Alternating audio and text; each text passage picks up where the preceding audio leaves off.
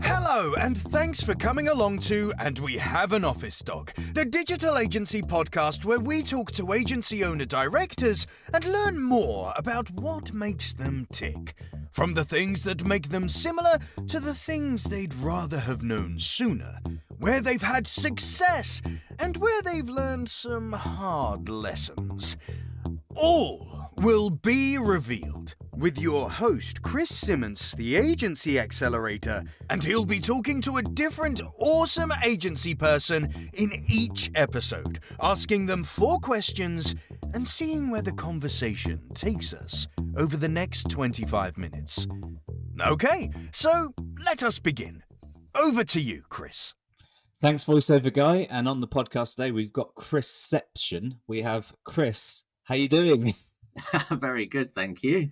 Welcome to the podcast. How's your week been so far? We're recording this on a Friday. It will be going out on a Wednesday. So for all those people who are stuck in Wednesday hump day mode, how's Friday for them?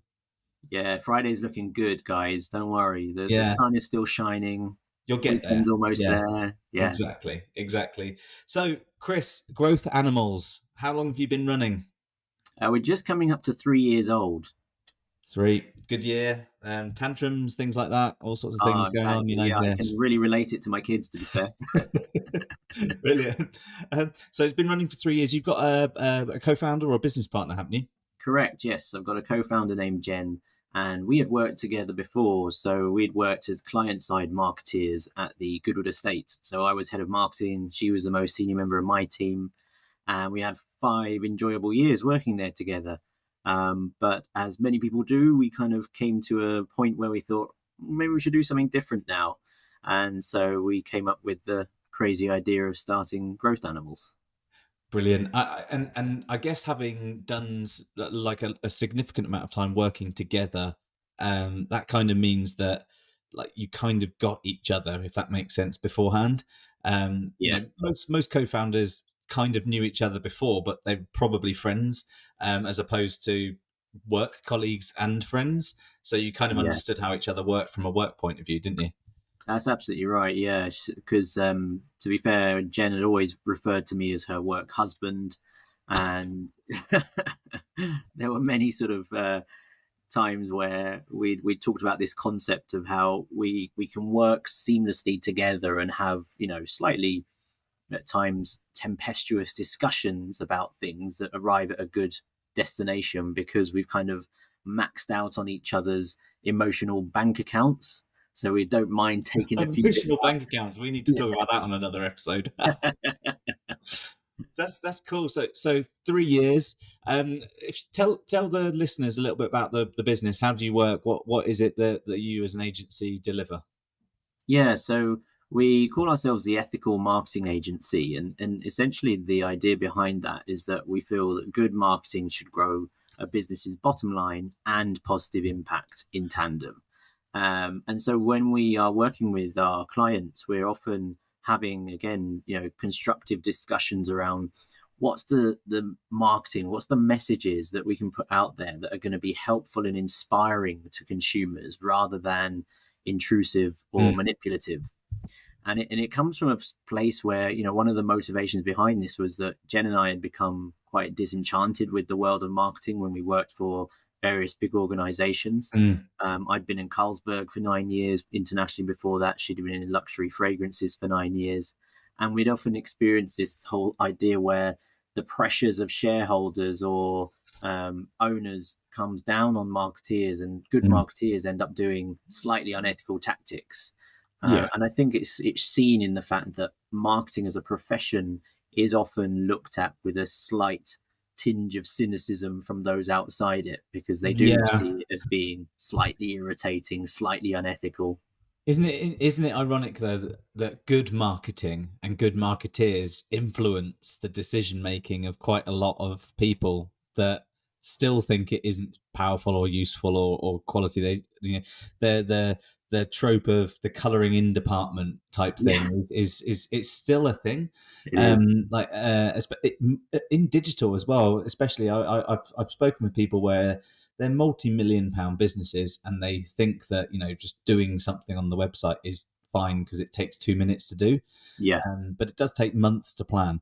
The switch flipping isn't that hard, but the decision making, the planning, and all that sort of stuff, and the up tops and the shareholders in these companies, they've got one thing in mind, and it's the value of the share, and that then means that all OKRs or all accountabilities are tied to that. And like you say, it's sometimes things get done that most people wouldn't be comfortable with. So that's your kind of your focus there. Like, kind of don't say yes to stuff sometimes.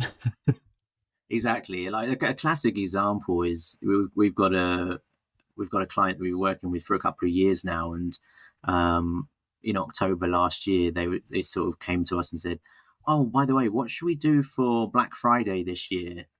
And we just kind of had a good conversation with them. We said, "Well, why do you feel like you need to be playing in it? And is it actually the right representation for your brand? You're actually a premium brand. You have this great sort of reputation, particularly within your local area. So have a think about what that's doing to it by playing within this slightly grubby territory." And so, they decided against it. And it's little things like that where I think we can, over time, start to influence a better way of marketing. Yeah, and it's a similar kind of thing, and obviously not to get into the realms of like politics of stuff, but some businesses will kind of force teams to change their logos on Pride Month and all that sort of stuff when it doesn't fit, and sometimes that isn't for good reason. Fine for good reason, absolutely fine for the right reasons, but when you see a random brand that is not associated or not historically associated in a positive light with these sorts of things, sort of making a faux grab for some tiny bit of extra attention, and it isn't ethical. So it's a nice space to be in. What do you think has been one of the biggest successes that you guys have seen in the last 3 years?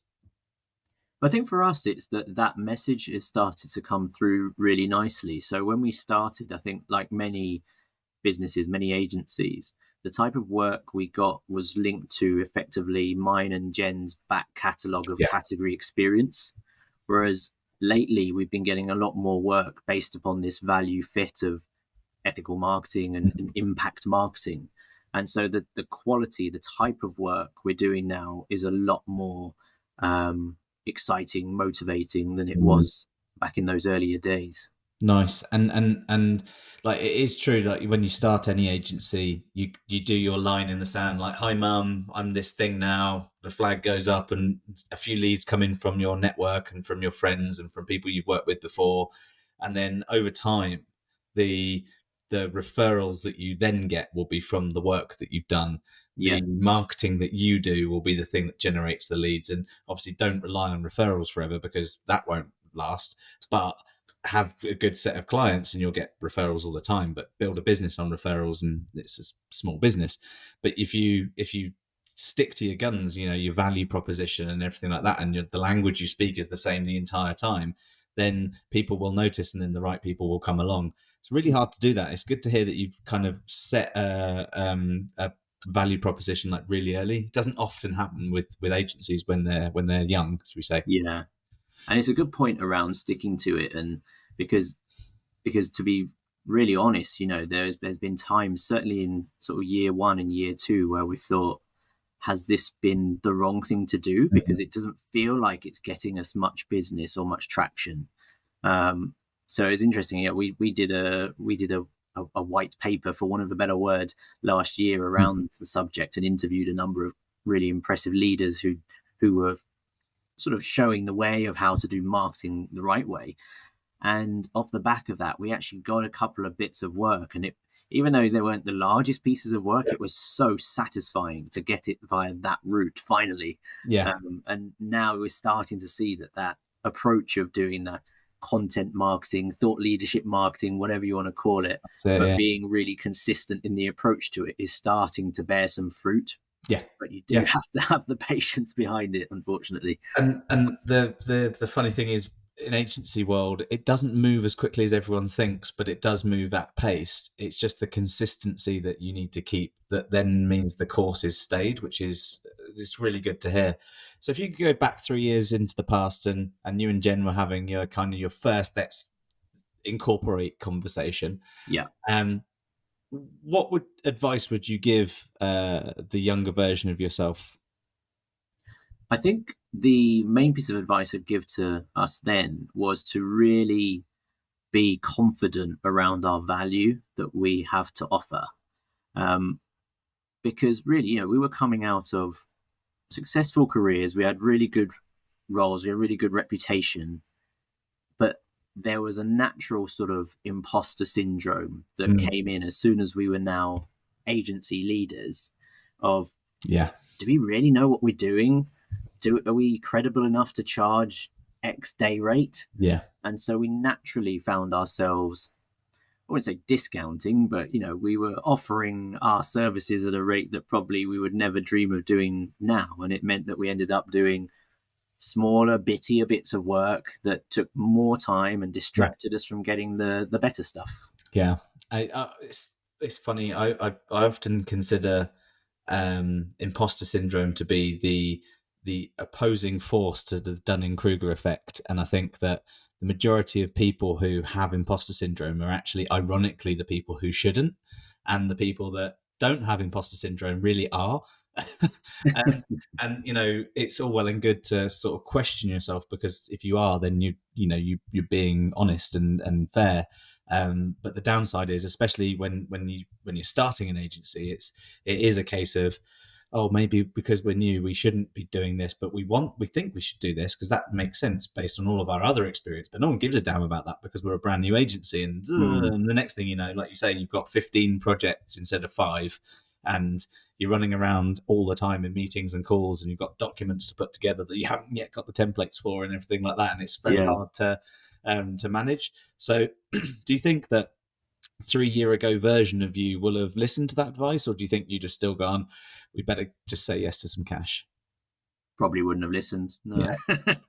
It's funny. I don't think I was saying just before the call, this is recording like 97 or something like that, and I'm pretty sure that about 97% of that 97 people have also said that they wouldn't listen to themselves.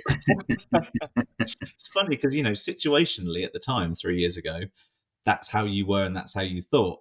Yeah. And if you did see a version of yourself 3 years into the future, beyond going, oh my God, you've gone grey, you kind of you would hope that you'd listen to yourself, but actually you'd still be very much entrenched in the situation that you're in. So it's pretty quite hard. I think you would. And I think there's a certain degree of, you do have to go through that pain a little bit to come out the other side and know what is the right way. Yeah, sadly, we had people telling us those things back then, but we didn't listen then. So Well, the thing is, sadly, the best lessons are often the hard ones. They are, and the hard ones in business either cost time or money, and both of those cost stress. But you can't learn. You can't just learn by reading. And there's a million books on everything. Like you've got kids.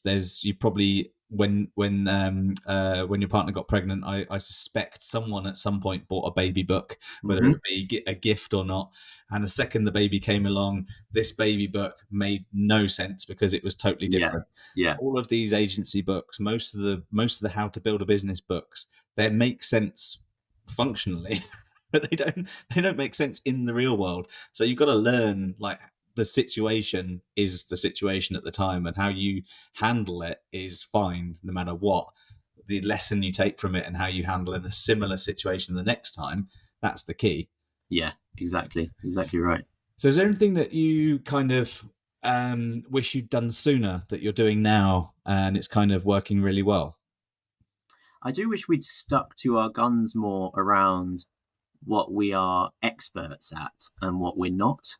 So, funnily enough, in the early stages, we were very clear about this, but then veered quite quickly.